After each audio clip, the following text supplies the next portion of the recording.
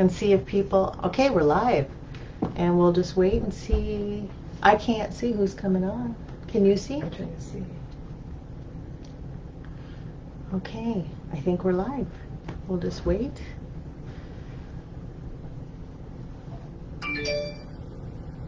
Is it live? It's showing everyone is live? Okay. Okay, here we go. Yep. And we're live. You are live, so you can talk. Okay. Hi, everybody. This is Sheri Grunska with Pro Barn Management, and we're doing our first live Q&A. I tried these, last year. Now I'm going to try them again. And we're going to give it a go for the next month or two and answer any questions you have about starting a horse business, running a horse business, problems you're having.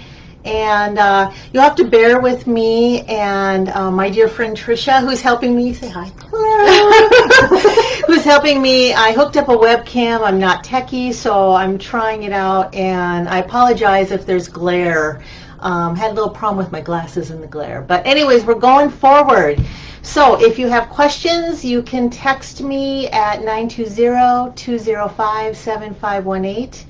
I have a ton of questions here that people emailed me through my website, and we're going to start talking about them, and I'll try to answer as much as I can in 45 minutes, and we'll see how this goes. And I want to thank you for joining us. Also, I just want to say you can follow me on YouTube. These videos will go there so that if you miss it tonight, you can find it there and go back and listen to it. And you can also go to my website at probarnmanagement.com to listen to podcasts or read the blogs there. And so we'll get started. If you have any questions, bring them in, and I'm going to go ahead and read and start talking about barn management. I'll give you a little bit about me for some of you that don't know who I am. My husband David and I built a 26,000 square foot boarding stable 15 years ago, and I thought it was going to be easy, and it turned out to be a financial nightmare and emotional nightmare too. It was really hard, and I felt really alone. We got ourselves in kind of a mess, and I did not know who to go to. There wasn't anybody around who I knew was writing resources, books on this subject. And I had been around horses most of my life. I'd worked at a few stables, but boy, when I all of a sudden became the owner of the barn and the barn manager, it was a whole different ballgame, especially with having the financial part of it, the mortgage every month. And so about 5 years into it, I decided to write a book, and that's how this all kind of just took off. Is I just realized that there's a lot of people out there that have the same dream that my husband David and I had. We wanted to board horses for a living, be at home, raise our kids, and I realized that a lot of other people have done the same thing and also are feeling some of the stresses. So now I have this passion to help other people be successful in their boarding stable and make it all that they want to be. And so I've written several books, and I go around, I do consulting, I go to barns, and I talk to people on the phone and help them tweak their stable to what works best for them financially, for the workload part of it, and what they're looking for, what works best for their family. So that's how this all kind of started, and I thought it was easiest to now, with people not gathering as much, and also to reach more people from all over the country and even other parts of the world that want to listen in. I thought, why not do, I guess, a live video feed, because that seems to be what everybody's doing. So it's a little uncomfortable. I've never done this before this way. I did it a little bit last year, and so I'm still learning, and just bear with me, but we'll dig right in and answer some questions. So over the last 2 weeks, I had quite a few questions come in, and I thought I would just take one at a time, and I'll answer them. If you have a question while I'm talking, just type it in the live feed, and Tricia will read it to me, and that way I can go more into detail about it. And also, before I start, I guess the biggest thing I want to say is It doesn't matter what size boarding stable you want. We boarded at our height, we had 42 horses here. We are downsizing and now we have 34 horses, which is still a lot, but we want to still downsize a little. And it doesn't matter if you have 2 horses or you have 40 horses, you can still have some of the same issues because you're not only dealing with an animal, but you're dealing with the animal's owner. And every horse has special needs. It depends on the disciplines. It could be age issues, whether they're very young or very old. And I've had people call me that have had just 3 horses at their barn and having a problem with a client and didn't know how to deal with that. And also the same with a big barn. And the bigger the barn, the much higher the risk financially. But you still can have a lot of those emotional issues, and the best thing is to talk it through and get it organized, and that's what we're going to do. So my first question is, this one is from another state, and the people that emailed me asked if I would, they could be anonymous, and I said of course. So I'm not going to mention any names because some of them are having issues with their stables and they don't want it out there all over YouTube, and I totally get that. So this question is, I run a small boarding facility and we have 15 horses and we opened up about 2 years ago. The trainer we hired started out great and brought in some great people. Slowly, however, though, she started really to drop the ball. She charges people a large amount of money to be in full-time training. The last 2 months, she has essentially been non-existent, handling all her lessons off to a younger, inexperienced trainer, but still charges full rates. I find it very dishonest and it is giving my barn a bad view. I have essentially decided to ask her to leave, but before I do, I wanted to reach out and ask your opinion if there was a good way to do this. I scheduled a meeting with her and I just want to know your thoughts on this and if you've ever gone through it. I'm sure she'll blow up and freak out, but in the long run, I have to do what's right for my barn and stable. She has soured too many boarders. Do you have any advice on this transition to do it in a way that's peaceful for everybody, in a professional manner? And that is a great question. It's super great and it happens a lot. We have had it happen here. Okay, so let's start from the beginning on how this all works from a business point of view, and then we'll talk about what not to do, which I've done, and what to do right. So as the barn owner, you are the one that carries all the risk and the liability. So first of all, start off the bat, every trainer that comes to your stable should carry their own liability insurance, unless they are an employee of yours, and at that point you need to contact your insurance agent to find out how to make that work. If they're an employee of yours, you might be paying for the extra insurance. But at my stable, every trainer that comes here is an independent. They have their own business, so they each carry their own insurance. Now, what happens when a trainer kind of goes off the rails or is not following through on what they said they're going to do, or you don't like their training techniques? There's a lot that goes into it, and I'm in no way bashing horse trainers. We need them. Instructors, they better our barns, they make them safer.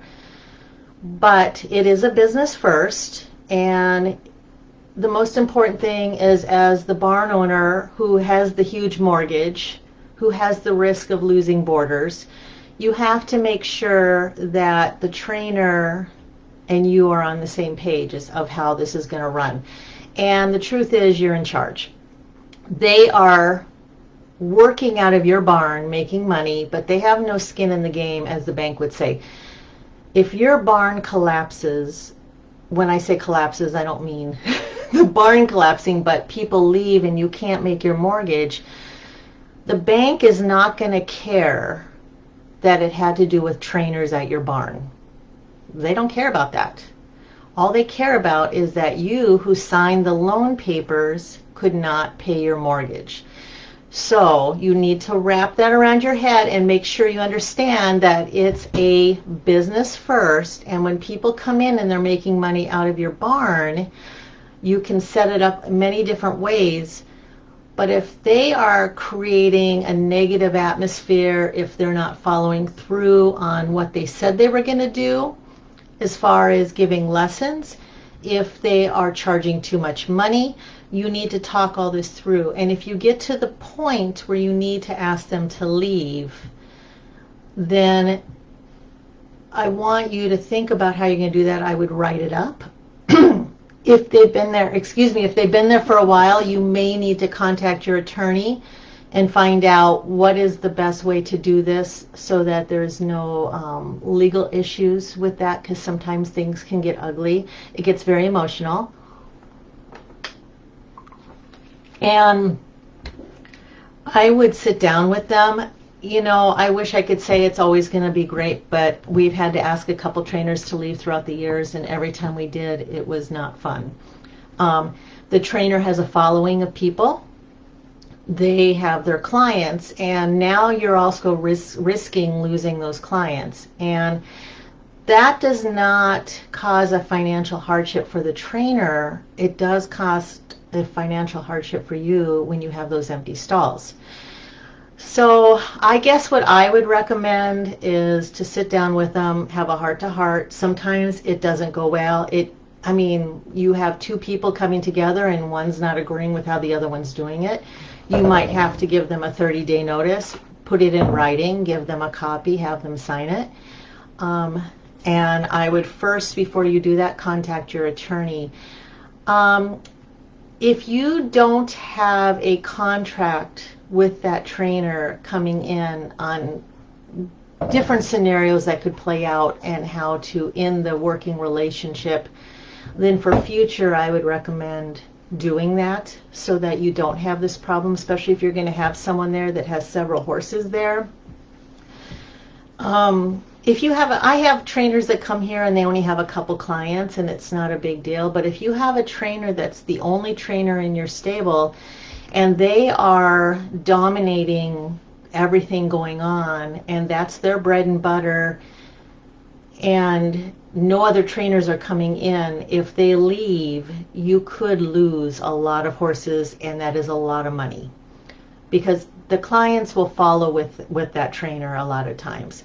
So is there an easy way to do it? I wish I could say there was, but unfortunately sometimes emotions just run high and people get upset, especially when they're being told that it's not working out. It's a tough one. It is so important when you have a trainer coming in and that you sit down and you talk with them. They need to follow the barn rules. They need to know exactly how this stable operates. They can't all of a sudden be making changes. And they are going to set the atmosphere for your barn. So, for example, if you have a trainer that's working out at your stable all day long and you're not going out as much as the barn owner, like I work in the morning and then I work in the afternoon, I have a split shift. But during the middle of the day, I'm not out there as much anymore because my kids are older now and I'm in the house, especially in the winter when it's cold. But if the trainer is out there all day long, then they're going to be the first person that everybody sees when they come to your stable. And they're going to be kind of a reflection of your barn. And so you want to make sure you guys are really on the same page as far as what your goals are, what direction you want to go at the stable, whether you want it to go in a training direction where you're doing horse shows, or whether you want to go in a much more casual atmosphere. That makes a huge difference. The other thing too with trainers that I would recommend personally is I would always treat it as a business transaction. I would not ever barter for stalls or for lessons. And the reason being is when things like that happen, I've heard it happen over and over again where I'll have a barn owner call me or a barn manager and the trainer is supposed to be giving so many lessons a month for their daughter or working these horses, training these horses, and they're doing a trade. Almost always what ends up happening is someone isn't, either the trainer isn't holding up on their end of it because they get a little slack because they feel like they can just fill it in here or there, or the barn owner gets upset because they just feel like the trainer doesn't have time to give lessons because they're not a paying customer now, they're doing a bartering thing. I am totally against all that. Personally, it's just my opinion. You can do what you want, but I really think that when you keep it very clean cut, and if they have horses at your barn that they pay board, and you treat it like a business, and if you're taking lessons from them, you pay them just like you would anybody else. It's very clean cut that way. There's not a lot of gray area, and feelings don't get hurt when the trainer isn't following through, or they feel that you're not following through on your end. And that's usually what happens is people do bartering, and I just never have. Even when my kids were in high school and they were showing, they took lessons and we paid full price just like everybody else, and it was much cleaner. And you think you're going to save money, but in the long run you're going to have a lot of headaches, so it's not really worth it. So those are just a few thoughts on trainers. And someone has a question. If an outside trainer wants to use our indoor a few days a week for the winter, she has her own insurance, she would use her own horses and her own tack, and bring her own clients. Mm-hmm. What would you charge? We are only here 3 years. The barn is only here 3 years? I'm assuming that's what that meant. Okay. So you have someone that wants to come in. Say that again. Read the beginning part. The trainer wants to come in and use their indoor a few days a week for the winter. Uh-huh. She has her own insurance, use her own horses, her own tack, bring her own clients. What would you charge the trainer? Oh, okay. Okay. So, especially here, like if you live in a state where they need an indoor arena, you'll often get asked by trainers or people if you can use your arena. I've been to a lot of barns all over, and they charge all different rates. Usually not enough for the wear and tear on the arena. And there's a couple things you need to think about when you have another outside trainer coming in and they're bringing their own clients. And first of all, it would be, how big is your barn, the arena? Do you have room for this? And is it going to cause stress among the other boarders if all of a sudden you add a whole new element to it? So our arena is very large. It's 80 by 200, and we can have people trailer in if we want to, and we have the room to do it. Through the years, I've kind of gotten away from that a little bit just because I want to simplify my life. But if you want to do it, as far as a fee, I've seen haul-ins where they're as much as $35 to haul in. I know some barns around this area that are $15 to haul in. So you can definitely, and that's $35 per horse, or per, Now, if they're giving lessons, you wouldn't be $35 you'd make off the lesson. You could charge, you can charge a percentage of what she's charging per lesson. So if a trainer is charging $45 an hour for a lesson, and you as the barn owner want to make sure that you're getting a cut of that for them using the arena, it's easier for me just to do a flat price per lesson. I want so much a dollar amount per lesson, whether it's $5 a lesson, $10 a lesson, whatever you want to do. Some barns will charge a percentage, and you can talk to other barns and ask them what they do in your particular area. I've just never done that because the whole math thing it becomes a kind of a pain in the butt. So I always just charge a flat rate. But haul-in fees, depending on where you are in the country, I've seen haul-in fees for $35. Here in this area in Wisconsin, most of the haul-in fees are around, up to $20. Somewhere in there. Here where we are, if you go down towards Milwaukee, they're going to be a lot more. And I think anywhere near the big cities, they're going to be more. But around here, it's around $20, give or take. And that's the beauty of it as a barn owner. You have to remember that when people haul in, especially if they're new, you have to show them where everything is. You have to check for a Coggins. There's a lot of things that go on, and it's also taking a little bit of space from that arena. So if you're going to do it, you have to look at it. Okay, how does this affect the entire barn? And financially, how do I want to do this? You can set any price you want. And I guess that's what I'm saying is around here it's around $20 I've seen it for, but I've seen it as high as $35 for a haul-in. So I hope that answers your question. Got another one. Okay. Do you do your own payroll or do you use a payroll company? Okay.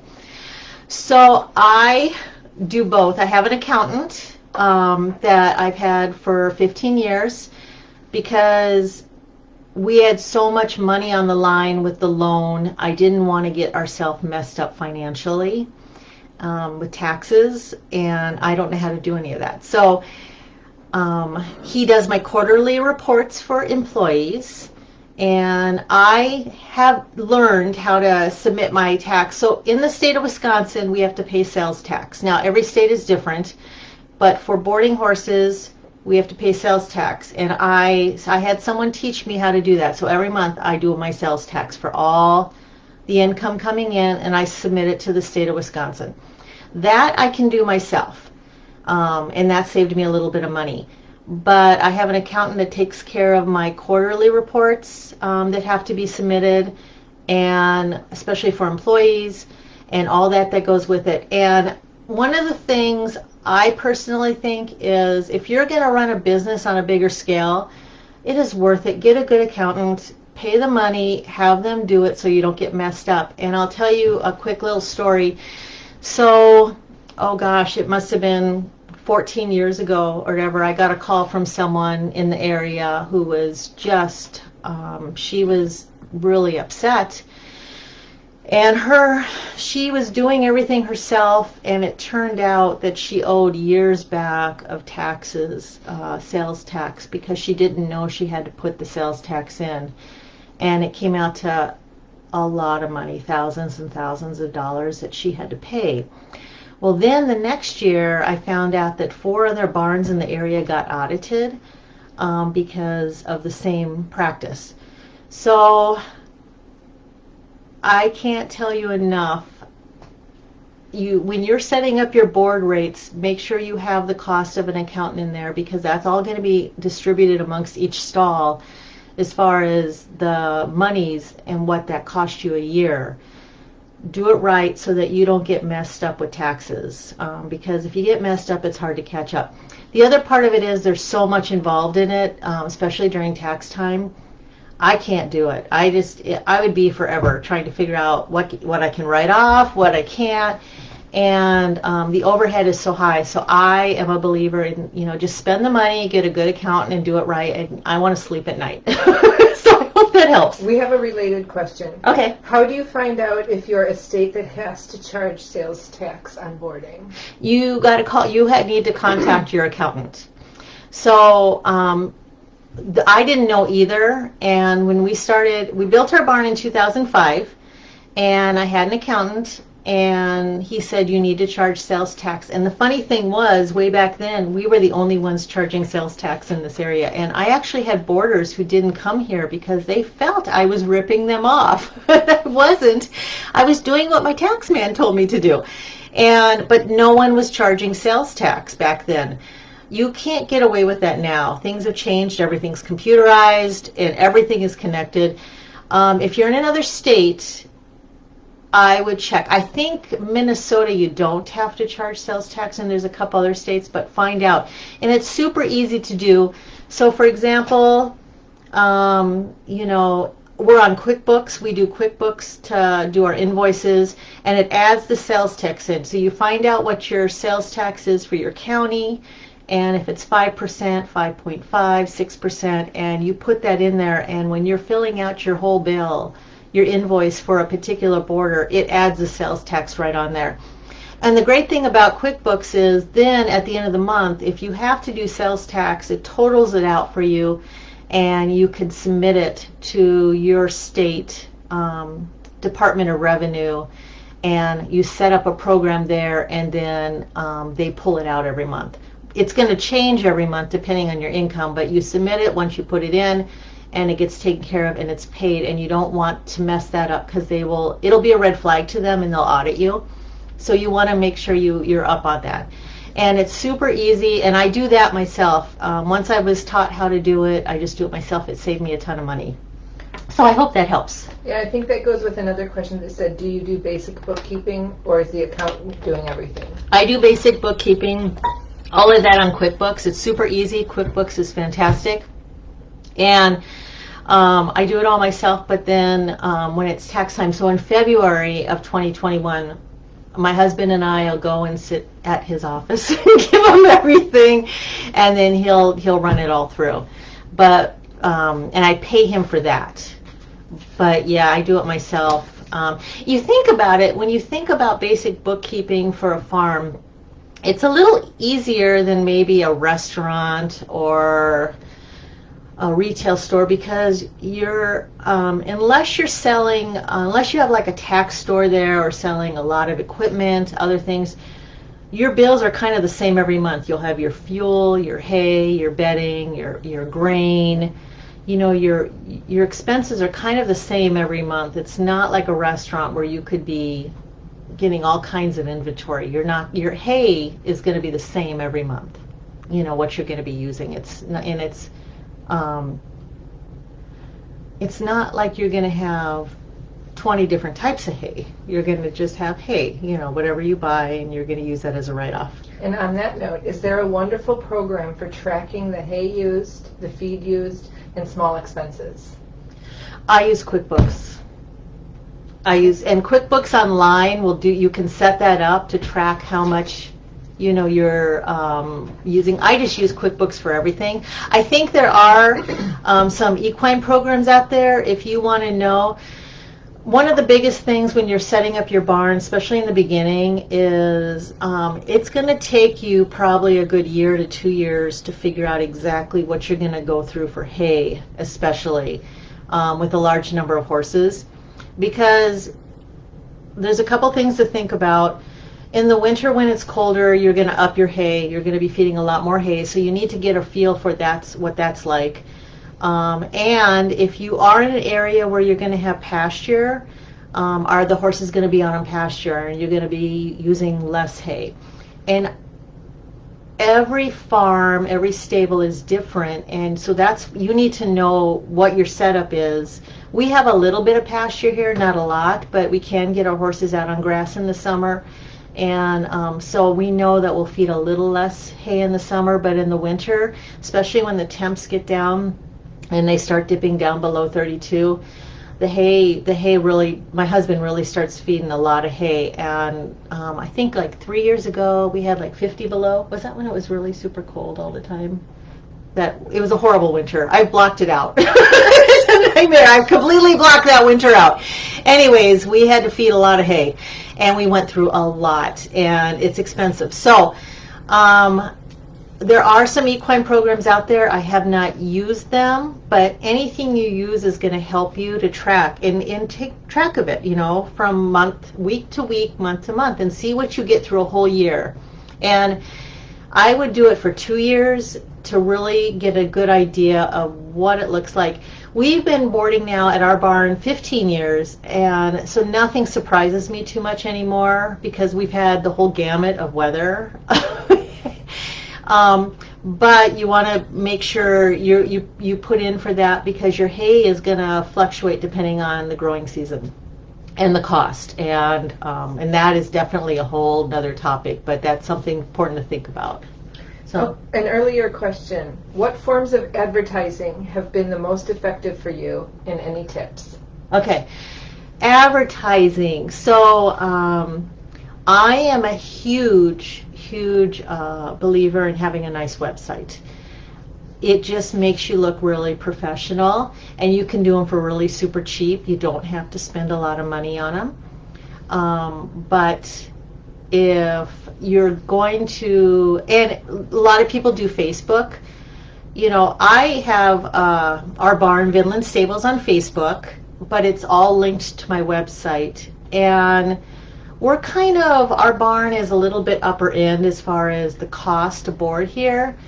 And I just feel a really nice put together website completes the package, and it really is a presentation of you as a barn owner.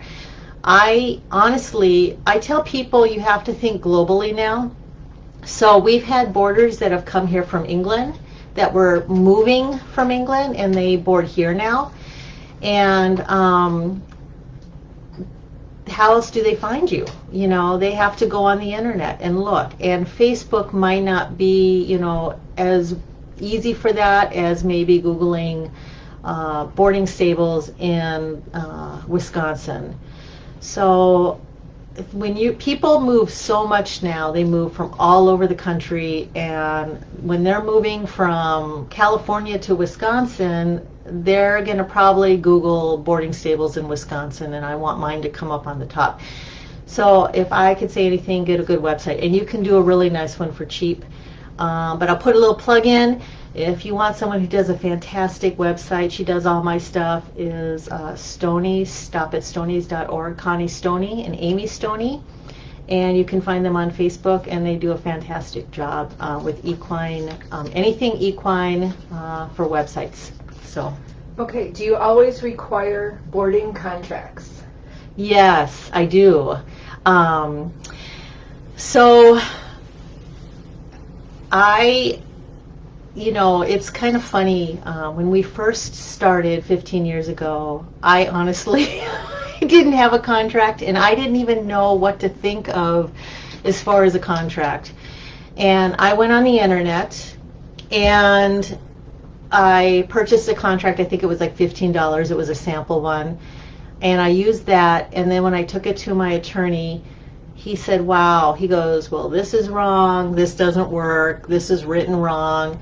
And I realized that if it's not written correctly, it could go void. It may not hold up if there's a problem. Then I started realizing all the problems you can have in boarding horses, and clients and liability, and what if a horse dies, all this stuff. So then through the years, I've added a lot to my boarding contracts. Now, I've seen boarding contracts that are a lot more detailed than mine and have a lot more pages, but for our place, it works great. And the beauty of a boarding contract is you can put anything you want to in there, absolutely anything. And do it however you want, but if I'm going to tell you one thing, the most important thing is to have an attorney look at it and make sure it's written correctly for collecting money, for charging late fees, for all of it, because you want it to be done right. And mine was not written correctly. And even a couple years ago, I had to change mine again because I had a situation happen at our stable, and I realized I was missing something that was really important in our contract, where I needed to ask someone to leave right away, and I didn't have that verbiage in there, where I wanted them to leave within a matter of days, not a month. I needed them to leave right away, and I didn't have that in there, and I had to contact my attorney, and he goes, let's put that in there so that you have the right to ask them to leave within 7 days. And that was just a couple of years ago. I had to change that. So yes, everyone that boards here has a boarding contract. I want to protect myself, my family, our assets, we want to be covered, because if a horse gets hurt, if someone gets hurt, things can get ugly really fast. And boarding horses is great, but we're going to be real about it. And we've been sued, and it's not fun when it happens. And no matter what, even if you win, it costs you money. Anytime you have to call your attorney and talk, the timer's ticking and you have to pay. And so I'm really a big advocate of boarding contracts, and people that don't have them, they need to get one, because they're really risking everything they have. And it really is not that expensive to get one.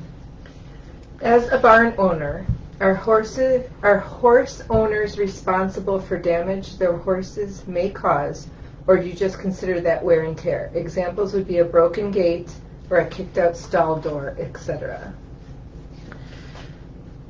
Okay, so we have it in our contract that if a horse does damage to their stall, they kick the door, they bust it, they kick their corner feeder, bust that, or yeah, the owner has to, they have to pay for that. And I do it where when it happens, I figure out the cost. My husband will figure out the cost of what it is to repair it, and then I just add it onto the invoice, and I tell them, I'm very upfront with them, and I say this is what it's going to cost, $100 or whatever for materials and labor, and we keep it very sweet, very simple, and put it on the invoice and they pay it. I've never had anyone get upset with paying that. Now, there's going to be times when you don't know who broke what, and it's usually out in the paddocks. For example, just a couple nights ago, we were bringing horses in, and our fence was tore down, and it was connected to the electrical box where the, where your bad thing is for the sensor for the power, and we looked at it and we're like, who did this? And it was a mess. And every horse looks at you and they're looking at you, and no one's going to fess up to who tore it down. And of course David has to fix that. Well, you're going to take a loss with fixing things, because you're not going to know what horse did what. You might even have a situation where you have boarders that know something got broken, that they broke, and you hope everyone's honest, but once in a while we've gone out to the barn, something's broke, and they didn't say anything. You try to create an atmosphere where people will be honest, but people are people, and once in a while it just happens. It doesn't happen too often here, but you have to realize you're going to have a lot of repairs. And so what I would do is, when you're figuring out your board rates, that you've got to put so much away a month for that, because you're going to have things. You're going to be replacing insulators, handles, wood, and so yeah, we do charge. Okay.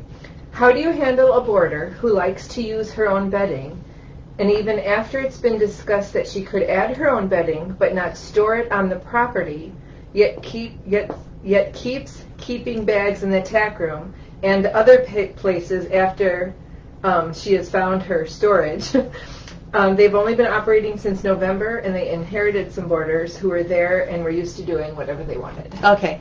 Did you guys, I hope everyone heard that. Let me know if you can't hear. So what do you do with a boarder who wants to use their own bedding, or wants to store it on the property, or you've told them they can't and they still are? I'll be honest with you, they wouldn't board at our barn, at my barn. So I've had situations like that happen, and you get to a point in your life where you have to decide what is important. What's, how are you going to do this? Because it can get absolutely crazy. When someone comes to our barn for a tour, and I show them around, I show them how we bed the stalls. I show them how we bed, and we do not bed heavy. It's a lot of labor, it's very expensive, and we would have to charge more for bedding, and we don't need to, because we have screenings and rubber mats, and then we put bedding over it. Once in a while I get someone, I haven't had this happen in years, but I'll have someone that all of a sudden feels like their horse needs to be in heavy bedding. And it's one of those things I've learned. It didn't come easy. It's learning to say what's on your mind and say it right. And if you're an emotional person, it can be very hard. But I've gotten to the point now where when, I have had to tell people, you can't bed the stall that heavy. We don't want to clean it. I can't control how they're going to handle that. They may think I'm lazy. I know I'm not. I work 7 days a week, and I clean stalls 5 to 6 days a week. But I don't want to clean a stall that is 6 inches deep with bedding. That is just my own personal thing. If another barn wants to do it, I think it's great, but I think you need to charge accordingly, because the labor is going to really be a lot, and the cost of the shavings. If a boarder that comes to my barn all of a sudden isn't happy with that, then at that point we have to talk, and we might realize might both agree it's not the right stable. Now, exceptions to that are if a horse has lameness issues. We had a horse that had some kind of serious feet problem, and they needed to be in thicker bedding, and we were perfectly happy to do that. We charged them extra for that, and then they would come out at night and pick the stall too, and it worked out great. We have another horse that has hock sores, and we bed heavier for that horse, and we charge extra for that, and it works out good. For a horse that's healthy, doesn't have those kind of problems, isn't lame, those kind of situations, we don't bed very heavy, and it works out fine, and I haven't had anybody complain. But once in a while you have someone in their mind that has that idea that they want this really heavy bedding, and you have to make a decision if you want to do it or not. And that's the thing about being a barn owner. You can choose. I mean, you can say we don't want that here, and I've had to do that. And I've just had to say this isn't the right barn. But that's the cool thing about a boarding stable, is there are boarding stables all over the United States, and every one of them is different. And for that particular person, they need to find a stable. If that is the most important thing that they want, is heavy bedding, out of anything else, they can find a stable that'll give that to them, and they should. That works out perfect. But in all the things that you look for in a boarding stable, if that is something that's not as important, and it's more important to have good herd management, it's more important to have a nice arena to ride in, it's more important to have a nice atmosphere, then most people are gonna say, you know what, and if you educate them a little, then they'll realize, oh yeah, they don't need all that heavy bedding unless there's a medical issue, they've hurt themselves, whatever the situation is. Some people may not agree with me on that, and they can do what they want. I know it's worked great for us here, and I'm just not willing to change unless the horse has a medical issue where we need to bed heavier, and then I'm willing to make accommodations for that, but not just because. So, okay. So we have about 5 minutes left, and we have lots of questions. We have 5 more questions. Okay, and I have a bunch here too. Well, that's good. It's awesome. We might go a few minutes longer. If you want to, let me know. If you don't, we can meet again next Monday night. But I didn't realize. Thank you so much for all the great questions. We have a good question here too. That was the next one. Okay, you want to read? Sure. How do you manage children, specifically toddlers, at the barn?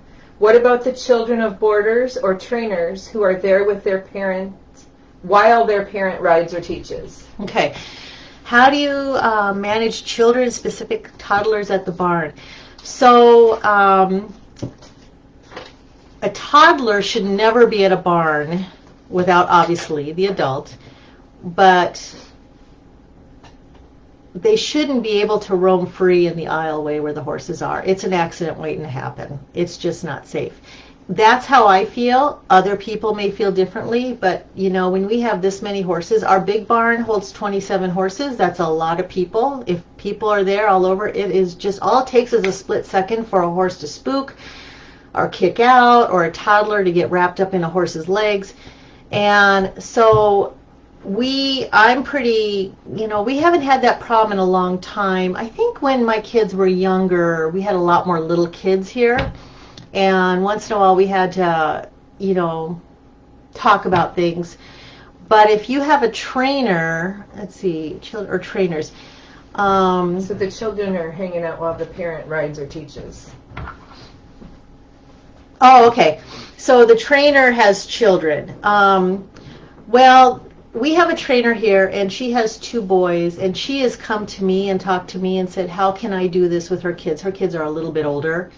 And so I told her what I felt comfortable with, and her kids stay in our lounge, and or they'll be in the corner, but they're older. They're not in the arena running around or anywhere where no one is.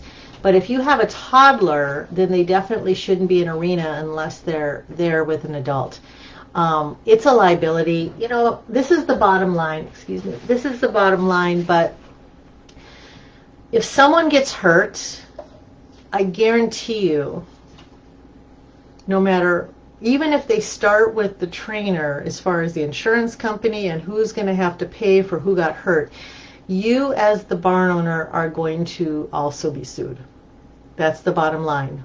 Whether a toddler ran across the thing and a horse spooked and someone fell off and broke their leg. We had a dog run through once years ago, and we don't allow that now, but someone fell off and broke their arm. There's a huge, huge liability. If a trainer is working, they shouldn't have a toddler there. It's a job. That's how I look at it. It's kind of straightforward, black and white. If a trainer is working with clients, they shouldn't have a toddler there. Just like the rest of us when we go to work. I mean, if you go to work, you cannot bring your toddler. You know, you have to get babysitting. The trainer that comes here, you know, when she's working, she, you know, she gets someone to watch her kids. And it works out great. So, yeah, that wouldn't happen in our barn. It's really a liability, and the trainer is getting paid to give lessons and train, then they shouldn't be distracted by their children at the time. I mean, I guess that's how I look at it. You know, it may even seem a little old-fashioned compared to what people think these days, but I guess that's how I look at it, you know. So I hope that answers that a little bit. Do you have any boarding requirements? For example, mandatory hay bag, worming, vaccination schedules, and so on. Oh, yeah. So we do have a mandatory vaccination schedule in the spring and fall, and worming. And, of course, they have to take care of their horse's feet, those kind of things. I don't care what vet they use, what farrier they use, as long as it gets done. That's important. What was the other part of that? Hay bags. Yeah. Yeah, it's your preference. I don't do hay bags in our barn at all. We have one horse that had some ulcer problems, and so she gets a hay bag, but the rest of them don't. We never have. So I don't use those at all. But you can definitely, if you want to, you can. I mean, it's your barn. You can set it up however you want and however you feel comfortable with.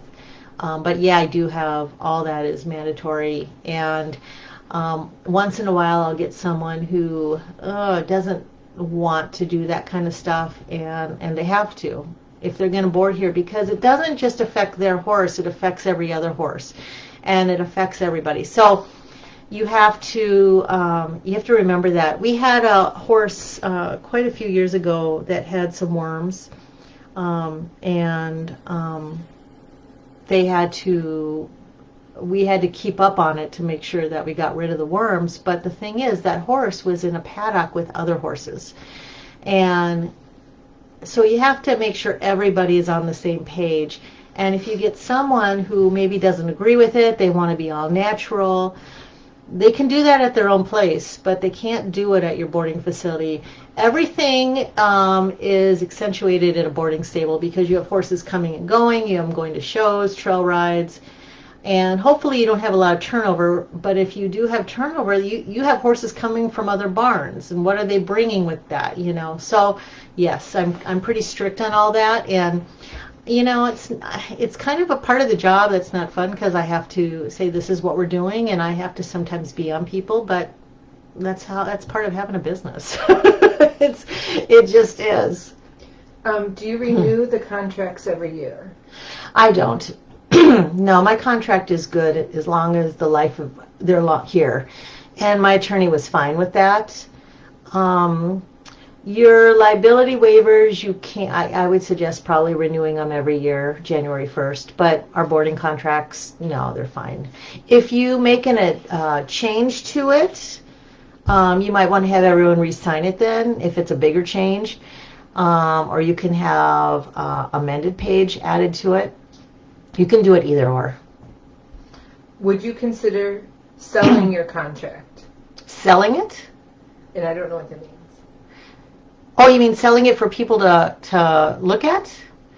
Well, if you buy my book, it's in here. It's in here. But let me tell you the thing is, every boarding contract should be looked at by an attorney, and every state is going to have different laws. So for Wisconsin, mine is good, but it may have things that need to be changed for the verbiage for your state. So make sure you have all that checked out. Also, it's best to have your contract looked at every couple of years, just because if laws change in your state, there might be something that needs to be updated. So I don't sell my contracts, but I'll put a little plug in. If you buy this book, A Step-by-Step Guide to Running, and there you go, A Successful Horse Boarding Business, it's a huge book, and it does have a boarding contract in there. It's mine. I go through each paragraph, explain why I have the things I have in there. You don't have to use those things. It just gives you an idea of why everything says what it does. And it's super important. And so this book will get you thinking about things that you've never thought about. And there were things I didn't think about until we started, and I'm like, how come no one's talking about this stuff? So I decided to write about it. So this book has a boarding contract in it that will really kind of help you start to mold your contract together, and that'll give you good footing for it. I got 2 more questions. Okay. First one is, what is the best way to clean wet shavings off a matted stall to save money on shavings? Wet shavings off a matted stall? Yes. I guess you could use a shovel. I mean, that's what we do. We have a shovel and a pick. That's all we do. We don't, I mean, you're going to put new shavings in. We don't do anything else. We don't hose it down or anything. We just clean them every morning, early in the morning, and they're good to go. And do you find shavings cheaper than pellets? So I'll tell you, and this is personal preference, it's not anything, I'm not going to try to disc anything, because everyone's got their own preference. I personally like regular shavings. We buy it in bulk. It's a lot cheaper. It's super easy to bed 27 stalls with bulk and bags. When we first opened, we had purchased bags because I didn't know better. And I realized quickly how exhausting that was to carry 27 bags of shavings down. Our barn is like 230 feet long, so that's a lot of stalls, and to get shavings down to the other end, it was exhausting. And once we went to bulk, it was so much less money and so much easier. I have tried pelleted. I didn't like it myself, but a lot of people love it. So it's just personal preference. And there are boarders that love it too. We just don't use it at our barn. And so it's just completely, you've got to try. I would suggest trying a bunch of different types of bedding and seeing what you like best for your barn. But if you're going to buy bedding, just remember that the bigger the flake, the less absorbent it is, and it's harder. You're going to waste a lot more shavings because the pick is just not going to be able to sift through it. So we try to get a finer bedding, and it goes through the pick easier. So I guess that's my little tip for cleaning with bedding. We have one more question that just popped Good, in. and then I have a couple here Okay. too. I have an equine farm liability, or she has equine farm liability insurance and CCC. Mm-hmm. I never really fully understand it and worry that we don't have enough coverage. How is the best way to verify that they have proper coverage? Okay, so CCC, in case you don't know, is care, custody, and control, and you want to get that. If you're taking care of other people's horses. Care, custody, and control insurance protects you if you are negligent and you do something and a horse gets hurt or dies. So if you make a mistake at your barn and you feed meds to the wrong horse and that horse dies, you are negligent because you fed the horse the wrong meds. You're going to be dealing with a lot of medications, a lot of stuff. This insurance is there to help protect you if something goes wrong and a horse dies. So you want to get that and it's just part of having a business. Don't do it without it, because things happen. Horses get loose. You never know what's going to happen.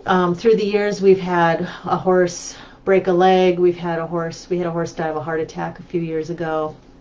We've had horses colic, and the owner always wants to know why, what happened. Not that they're going to put the blame on you, but they have just lost the love of their life, their animal, and there's a lot of emotions, and you may have done everything right, and something still can go wrong. And so you want to make sure that's separate from your liability business insurance. So we've had a couple different carriers up until about 10 years ago, and then we switched to a equine insurance carrier, and he revamped everything, and I feel we have plenty of insurance with him. He goes through everything with me. It's Excalibur out of Heartland, Wisconsin. But if you're in another state, you'd have to check around. You could, if you're in another state, you could call Excalibur here in Heartland, Wisconsin, and ask who he recommends. His name is Tom. He's very good. And so they would be they're the ones that are supposed to tell you if you have enough. When we switched insurance companies to him, we actually saved money, and he changed a lot of the coverage, and he explained to me what he was changing and why we had too much on this and not enough on this and all that. And so I trust him. I've been with him for like 10 years, and he's great. So I guess that's what I would do, is make sure it's someone who understands horses. There's not a lot of carriers out there, but there are some that are really good, and he is out of Heartland, Wisconsin. So, okay. And is that it for there? Yep. Okay, I have a couple more, and then I think that's it. We're at 56 minutes. The one that I wanted to bring up, I had so many questions, and you guys are awesome, that this one kind of tugged at my heart a little bit, because I talk about this. This person messaged me and said, I'm feeling burnt out on my boarding business and struggling to plan a way to be profitable and spend time with my children. Where's a good place to start to get this mess cleaned up so I'm not feeling so burned out? And that question really tugged at me, because I remember feeling that way too when we first built. And I also talked to a lot of women from all over the country. I've had people, they've called me crying in tears because they are living their dream, and their dream is just not turning out to what they thought it was going to be. And to get organized. If you at all are feeling burnt out, and I'm not saying, there's a difference between going to work and, oh, I don't want to go today. I don't want to go out there. It's cold. There's a difference between that and feeling burnt out where you don't care anymore, or it's causing stress in your marriage. The barn has gone first over your family. You need to start making a list out of what is exactly burning you out, what are the things you want to change, what are the things you like about the business, and the things you don't. A lot of times if you're in the middle of it, you can't see it all.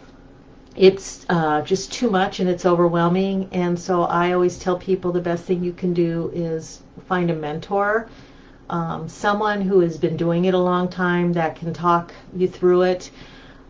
Someone who understands what a business ownership is like, and you can't talk to your boarders. They're not going to understand, because they're not in your shoes. But try to find a mentor. It's the best thing you can do to walk you through it. And simplify.